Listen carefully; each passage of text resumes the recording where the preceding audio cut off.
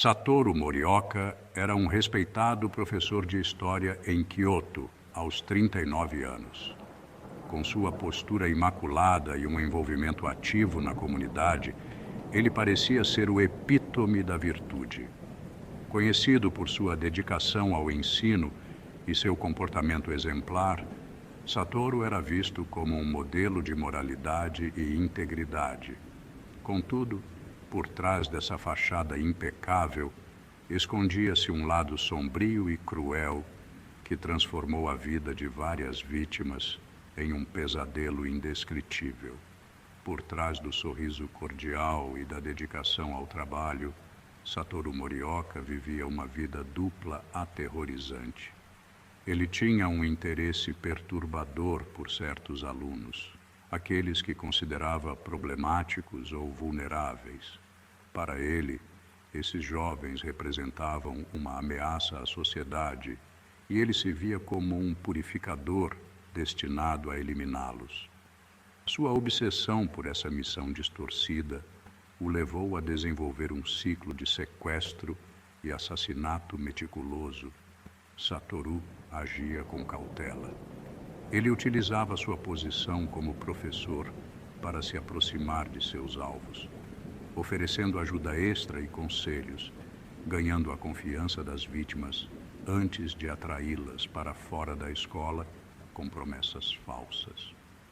Uma vez sob seu controle, ele as sequestrava e as mantinha em cativeiro em locais cuidadosamente preparados. Suas vítimas eram submetidas à tortura psicológica e física, e Satoru registrava cada detalhe, acreditando que estava realizando um serviço à sociedade. A execução dos crimes de Satoru Morioka seguia um padrão meticuloso. Ele planejava cada sequestro com precisão, escolhendo locais seguros e afastados para manter suas vítimas. Sua metodologia envolvia não apenas a tortura, mas também uma limpeza cuidadosa de qualquer evidência. Satoru utilizava câmeras de segurança e sistemas de monitoramento para vigiar suas vítimas, e sua habilidade em ocultar provas tornou a conexão entre os crimes e ele extremamente difícil de ser identificada. Com o tempo, a série de desaparecimentos de jovens ligados à escola de Satoru começou a despertar a suspeita das autoridades. Embora os casos inicialmente parecessem desconexos, padrões começaram a emergir.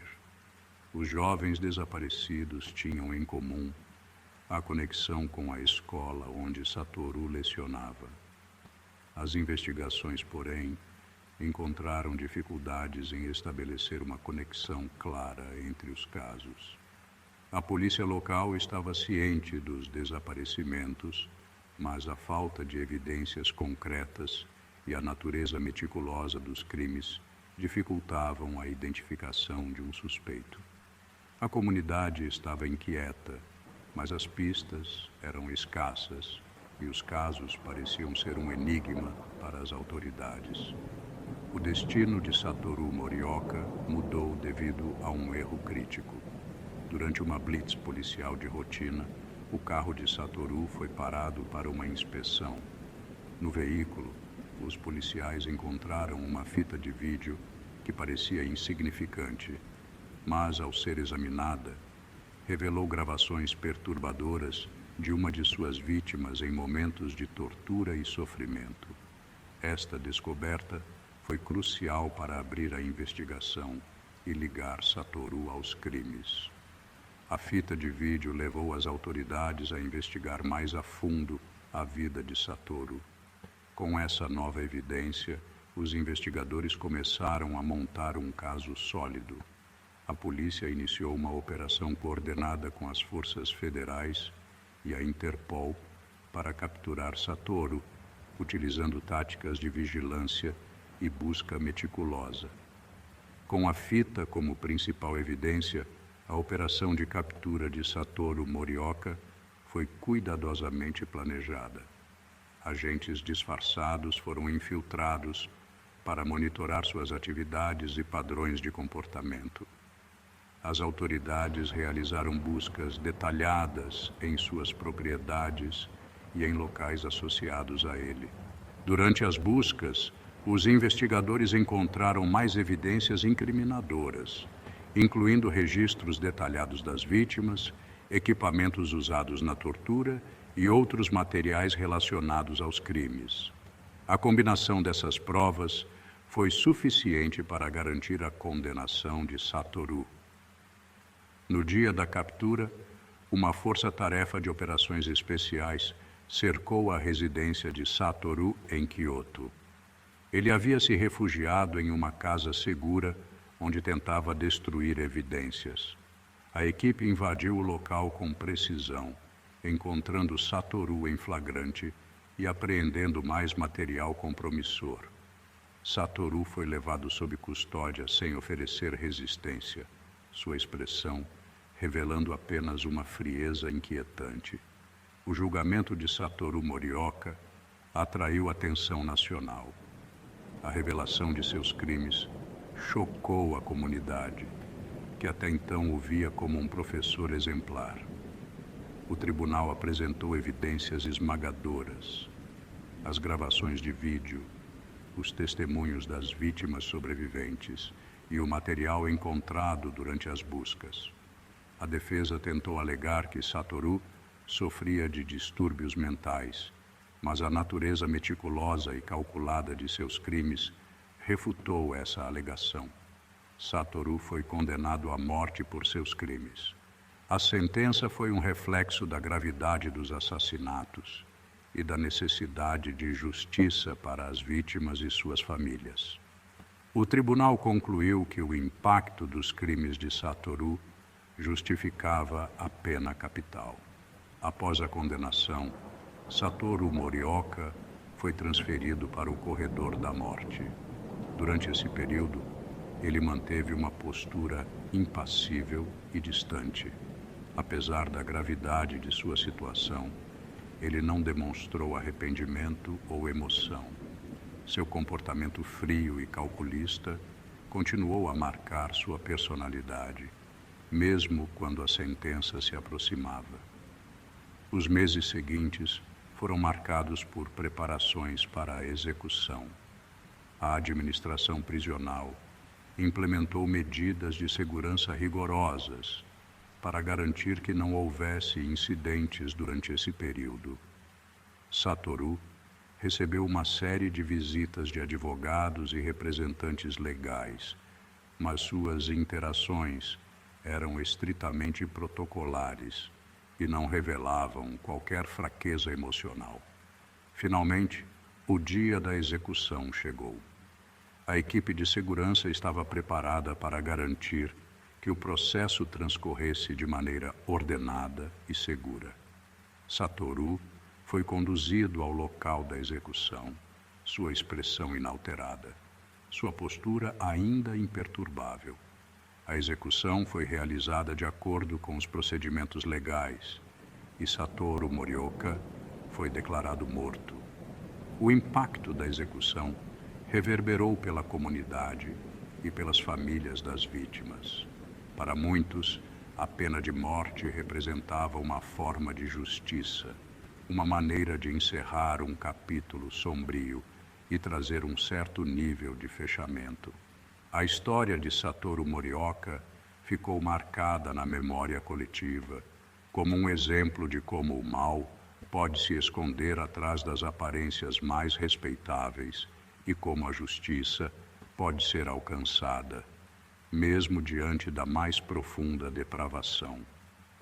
A história de Satoru Morioka é um lembrete perturbador de que a verdadeira natureza de uma pessoa pode estar oculta sob uma fachada de respeito e dignidade. Sua vida dupla e os crimes horríveis que cometeu revelaram uma faceta sombria que desafiou a compreensão. Sua captura e execução foram um testemunho da capacidade da justiça para enfrentar o mal, mesmo quando ele se disfarça de bem. O caso de Satoru Morioka continuará a ser um ponto de referência na história local. um alerta sobre os perigos do mal oculto e um exemplo de como a justiça pode prevalecer, trazendo um fim necessário para aqueles que cometem crimes tão atrozes. Yuki Aizawa sempre foi uma mulher de poucas palavras, mas de muitas ações. Aos 32 anos, comandava uma rede de tráfico humano altamente sofisticada e brutal. Sua operação se expandia por todo o Japão, envolvendo uma intrincada rede de cúmplices, subalternos e contatos em diversas áreas, desde pequenos recrutadores em cidades remotas até operadores logísticos em grandes metrópoles como Tóquio e Osaka. A rede de Yuki focava em jovens vulneráveis, especialmente mulheres e imigrantes, que eram atraídas com promessas falsas de trabalho apenas para serem forçadas à prostituição ou vendidas para organizações no exterior. Yuki nasceu em uma pequena cidade costeira, um lugar sem brilho, onde as oportunidades eram escassas. Ela era filha única de uma mãe solteira que trabalhava como garçonete. Desde cedo, Yuki aprendeu que o mundo não era gentil para aqueles que não tinham recursos. Crescendo em meio à pobreza, ela desenvolveu um senso de autopreservação aguçado, uma habilidade de ler as pessoas e manipular situações a seu favor. Aos 18 anos, Yuki se mudou para Tóquio, em busca de uma vida melhor. Começou a trabalhar como hostess em um clube noturno, onde rapidamente subiu de posição.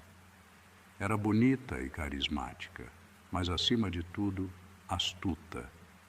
Ela começou a entender como funcionava o mundo subterrâneo de Tóquio, quem tinha o poder, quem era vulnerável e como as coisas realmente se faziam. Foi nesse ambiente que ela percebeu a fragilidade das jovens que chegavam à cidade em busca de sonhos e viu nisso uma oportunidade. Yuki começou pequena. Ela conhecia bem os becos e esquinas de Tóquio, onde os sonhos se desvaneciam. Primeiro, ela se associou a pequenos aliciadores, oferecendo-lhes uma comissão generosa por cada jovem que atraíssem para sua rede. A promessa era sempre a mesma: empregos bem pagos como modelos, garçonetes em bares de elite ou atrizes de comerciais. As vítimas, muitas vezes desesperadas e sem família, confiavam nela. Quando percebiam a armadilha, já era tarde demais. Com o tempo, Yuki expandiu suas operações para fora de Tóquio. Suas vítimas não vinham mais apenas da capital, mas de todo o Japão e, eventualmente, de outros países da Ásia.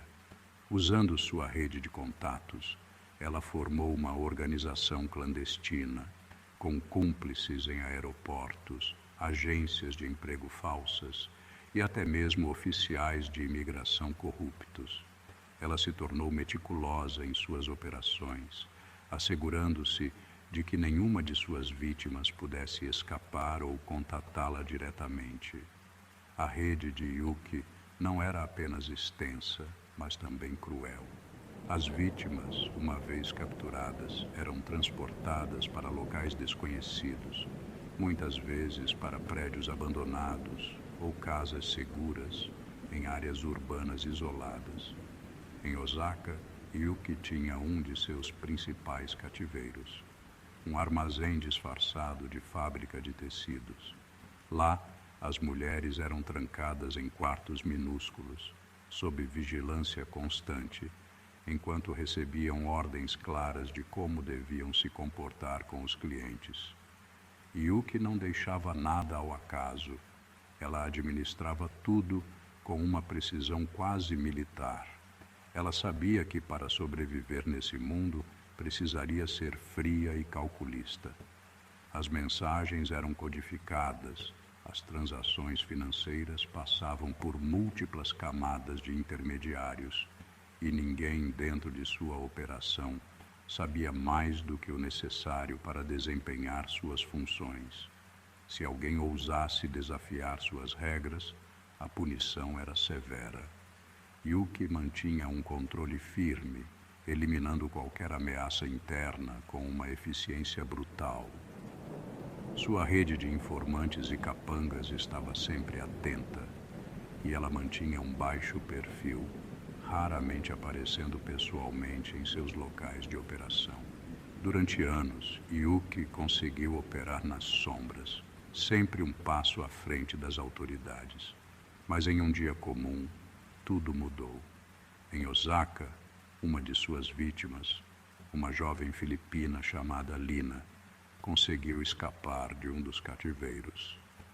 Lina havia sido enganada por um aliciador com a promessa de trabalhar como babá no Japão. Em vez disso, foi mantida em cativeiro, forçada a obedecer às ordens de Yuki e seus capangas. Lina, porém, nunca desistiu de escapar. Ela aproveitou um descuido de um dos guardas, que estava distraído com um telefonema, e fugiu pela porta dos fundos do armazém. Com sangue frio, ela correu pelas ruas de Osaka até encontrar um grupo de policiais. Chorando e exausta, conseguiu relatar sua história e fornecer informações valiosas sobre o local onde outras vítimas estavam sendo mantidas. A denúncia de Lina desencadeou uma reação imediata das autoridades. Uma operação massiva foi montada, envolvendo policiais disfarçados e investigadores da Força-Tarefa contra o Tráfico Humano. Em pouco tempo, agentes infiltrados conseguiram se aproximar dos aliciadores de Yuki e começaram a descobrir a extensão de sua rede. Por semanas, a polícia monitorou as atividades da rede de Yuki, mapeando suas operações, identificando cúmplices e rastreando as rotas usadas para transportar vítimas. A cada nova prisão, mais informações emergiam. Aos poucos, a figura de Yuki Aizawa, que até então era apenas um nome sussurrado no submundo, tornou-se o alvo principal. Yuki, entretanto, sabia que a polícia estava se aproximando. Ela começou a se preparar para destruir todas as evidências que pudessem ligá-la diretamente ao tráfico. Transferiu suas operações para uma casa segura em uma área rural de Kansai, um lugar onde ela acreditava que poderia desaparecer temporariamente enquanto planejava sua próxima jogada. Mas a polícia já tinha a localização exata. Numa madrugada fria, a equipe de operações especiais cercou o local. Quando invadiram a casa, encontraram Yuki tentando queimar documentos e destruir computadores. Ela não resistiu à prisão. Talvez soubesse que não havia mais saída, ou talvez apenas estivesse cansada da constante tensão de viver nas sombras. No tribunal, Yuki Aizawa permaneceu impassível, sua expressão fria, sem nenhum sinal de remorso. Durante o julgamento, as histórias das vítimas foram ouvidas. Seus testemunhos pintavam um retrato sombrio da crueldade e desumanidade que haviam experimentado. Mas Yuki manteve-se inabalável, ouvindo em silêncio, sem demonstrar qualquer emoção. Seu advogado tentou argumentar que ela havia sido forçada a entrar no mundo do crime devido à sua infância difícil e à falta de oportunidades. Mas Yuki jamais confirmou ou negou essas alegações. Sua defesa, afinal, era irrelevante diante das provas acumuladas contra ela. As evidências eram contundentes: transações financeiras, testemunhos de vítimas, registros de comunicação. Tudo apontava para Yuki como a mente por trás de uma das maiores operações de tráfico humano do Japão. O juiz a condenou a uma pena de prisão perpétua, sem possibilidade de liberdade condicional. Enquanto a sentença era lida, Yuki não demonstrou qualquer reação. Ela apenas se levantou e saiu escoltada pelos guardas, sem uma palavra, sem um olhar para trás. Para aqueles que a conheceram, Yuki Aizawa sempre foi um enigma. Alguns acreditavam que ela era apenas uma vítima das circunstâncias. Outros a viam como um monstro frio e calculista, sem alma ou consciência. No final, o que restou foi a memória de uma mulher que controlava um império das sombras, sem jamais se arrepender de suas escolhas.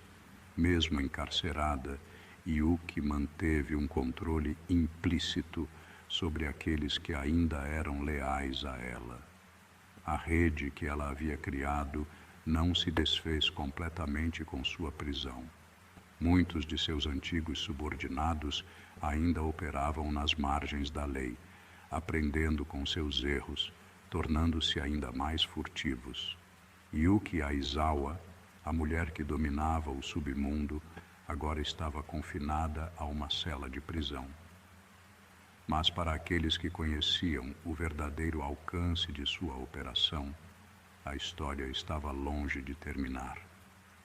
Ela havia sido capturada, mas seu legado sombrio continuaria a assombrar o Japão por muitos anos. Haruto Nakamura, um nome que há pouco tempo era sinônimo de sucesso e prosperidade nos círculos financeiros do Japão, agora era apenas uma manchete de escândalo. Com 45 anos, Haruto havia construído um império financeiro impressionante, mas tudo foi baseado em mentiras, promessas falsas e crimes cuidadosamente encobertos. Ele era o arquiteto de um dos maiores esquemas de pirâmide da história recente, enganando milhares de pessoas e acumulando uma fortuna incalculável. Mas a ambição desenfreada de Haruto não conhecia limites, e em sua busca incessante por poder e riqueza, ele cruzou a linha que jamais poderia ser recuada. Haruto começou sua carreira em Tóquio como corretor de ações. Desde o início, ele mostrou talento para entender o mercado, mas também um apetite insaciável por dinheiro e poder. Em pouco tempo, ele percebeu que os lucros regulares dos investimentos legítimos não seriam suficientes para satisfazer sua ambição. Ele queria algo maior, algo que pudesse lhe dar controle sobre o destino financeiro de milhares de pessoas. Foi assim que nasceu a Nakamura Financial Holdings, uma firma de investimentos que prometia retornos extraordinários. Com seu charme e confiança, Haruto rapidamente atraiu investidores de todos os cantos, prometendo ganhos que pareciam inacreditáveis e eram de fato impossíveis. A estratégia era simples. Os novos investidores pagavam os lucros dos antigos, enquanto Haruto e seus cúmplices desviavam grandes somas para contas offshore. Durante algum tempo, o esquema prosperou. Haruto se tornava cada vez mais influente, participando de eventos de prestígio, sendo entrevistado por revistas financeiras e elogiado como um gênio dos investimentos. Tudo parecia perfeito na superfície, mas a realidade era que seu império estava construído sobre uma base de areia movediça. Conforme mais e mais pessoas investiam suas economias de vida em seu esquema, a pressão para manter o disfarce aumentava.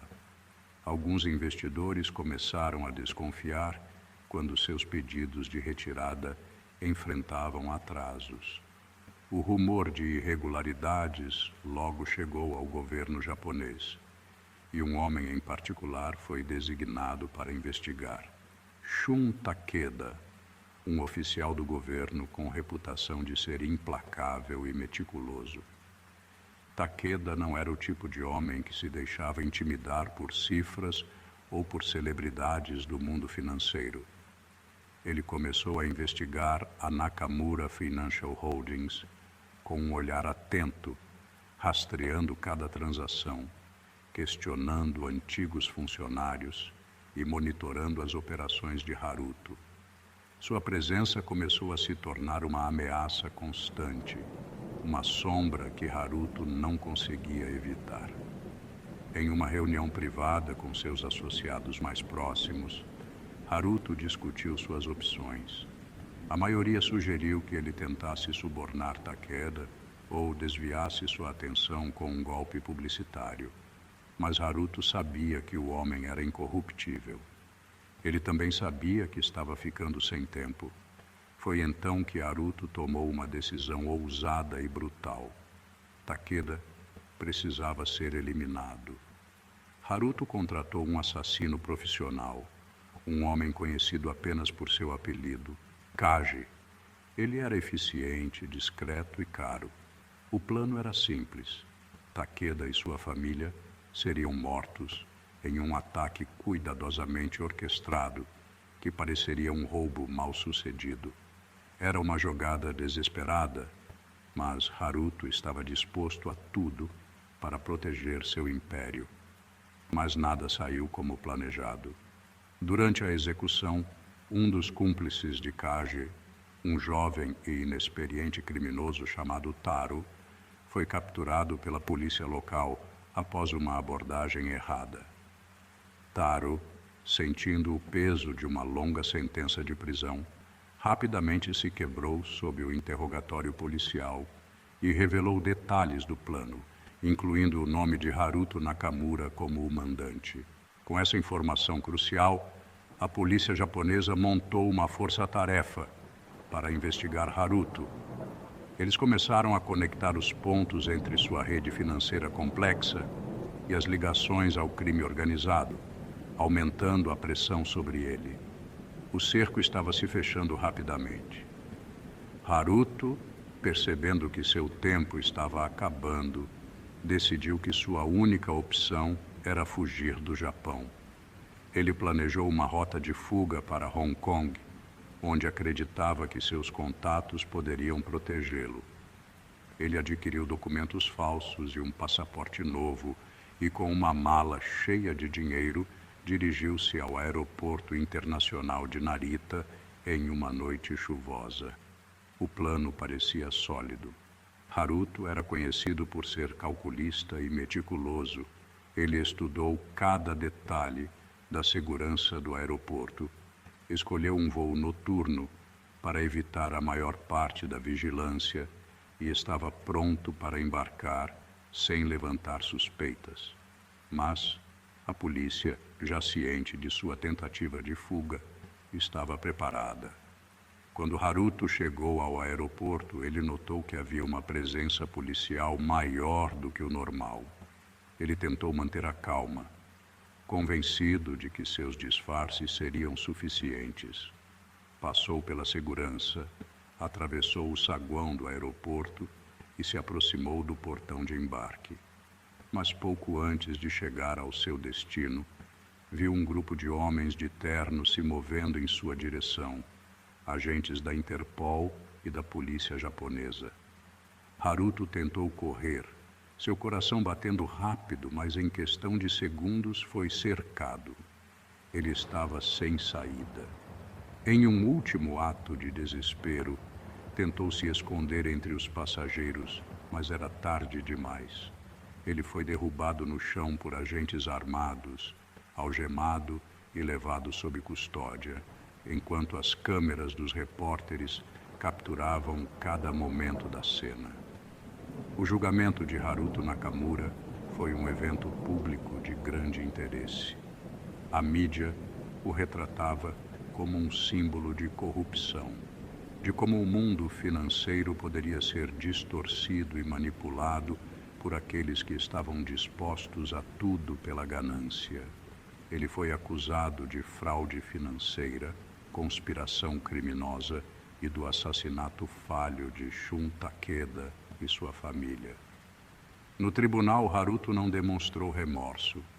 Ele se manteve impassível, seus olhos fixos no juiz, sem traço de arrependimento.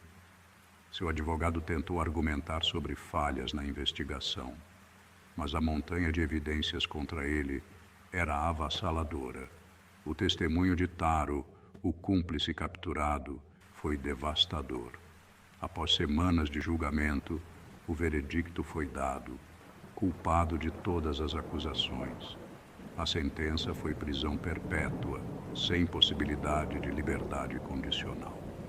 Haruto foi levado diretamente para uma cela de segurança máxima, onde ficaria isolado do mundo exterior. Mesmo na prisão, ele manteve sua postura altiva, como se ainda estivesse no comando de seu destino. Para muitos, Haruto Nakamura não era apenas um criminoso, mas um símbolo de uma era de ganância e corrupção desenfreada. Seu nome se tornou sinônimo de traição e engano, lembrado como um exemplo de como a ambição desenfreada pode levar à queda de homens poderosos. Seu império financeiro, que um dia parecia inabalável, foi desfeito em questão de meses, deixando um rastro de destruição financeira e emocional para milhares de vítimas. No final, Haruto não se arrependeu. Ele via sua captura como um contratempo, uma falha em um jogo maior que ele acreditava poder vencer até o fim. E enquanto sua figura desaparecia nas sombras da prisão, o nome Haruto Nakamura continuava a ser um lembrete sombrio de como a busca por poder pode consumir um homem por completo, levando-o a cruzar todas as linhas que antes pareciam intransponíveis.